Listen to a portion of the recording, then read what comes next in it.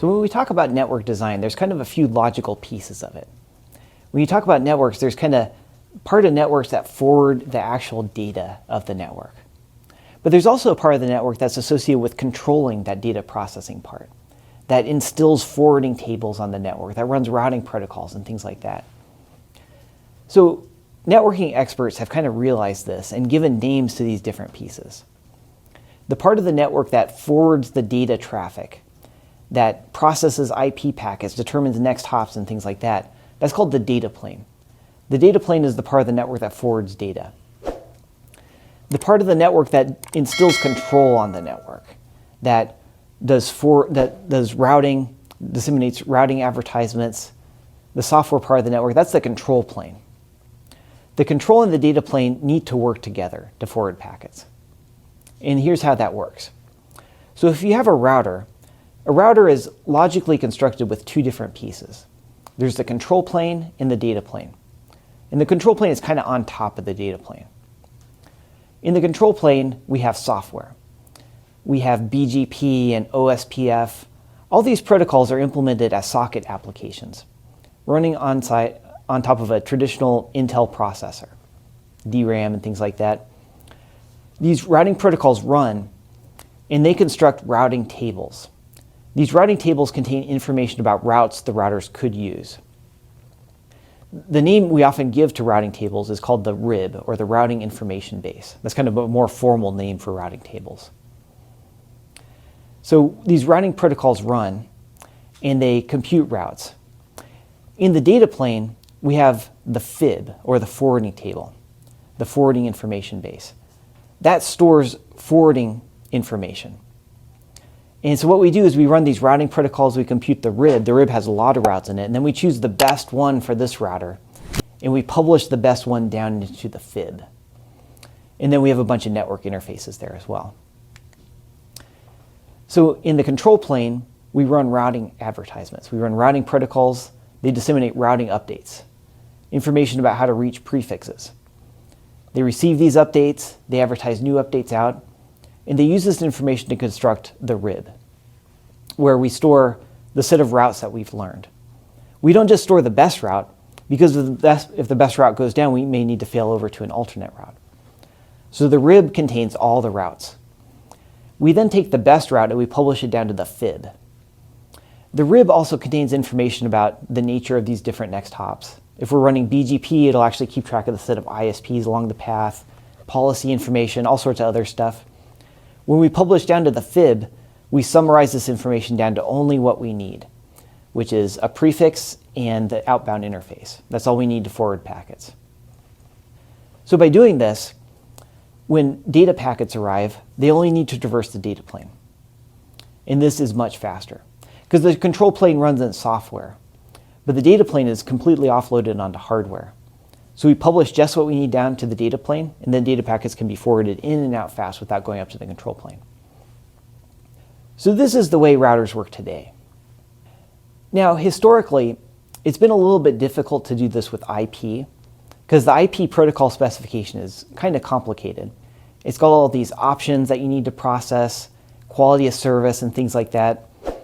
So what a lot of vendors did is they would push down the core forwarding function of IP into the data plane, and they'd have all these special case stuff implemented in software in the control plane.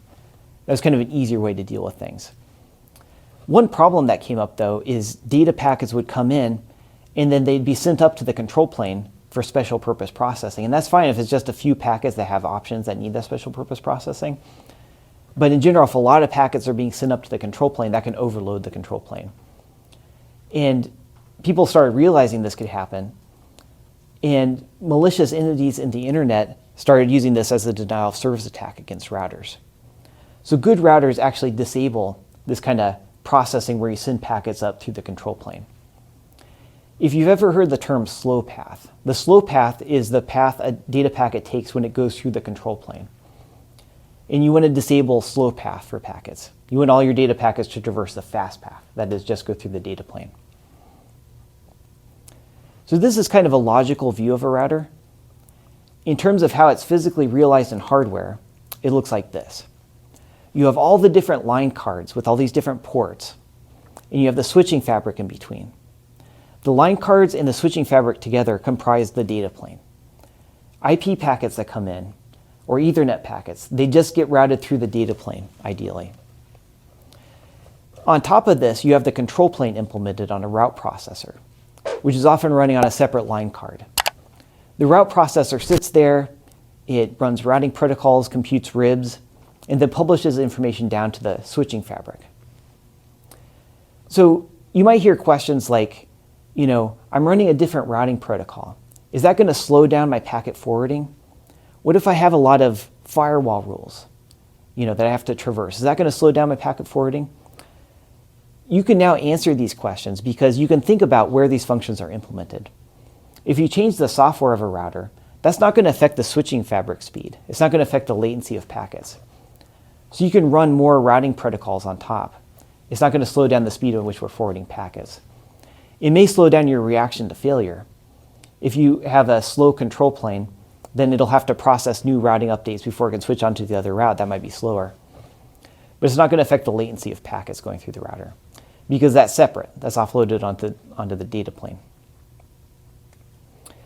So in general, there's some terminology surrounding this, which is good to be aware of. You may have heard the terms routing and forwarding. And these are often used as synonyms, but these are actually very different things. So experts use the term routing to refer to operations done in the control plane. Routing is the process of computing paths that a packet will follow. It refers to computations that are done on the router's CPU. And it creates the forwarding table as output. So routing is done in software. In contrast, forwarding is usually done in hardware. Forwarding corresponds to the data plane's operations.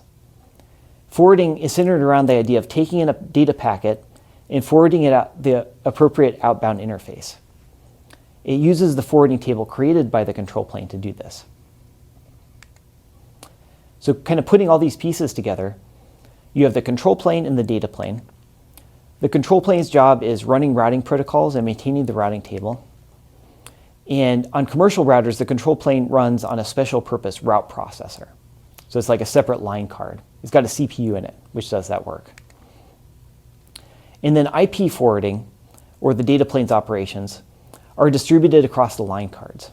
So the line card will actually have IP processing implemented in it. So it'll take in packets, know the IP protocol well enough to do a lookup, determine the outbound port, and then send it into the switching fabric to actually accomplish that task.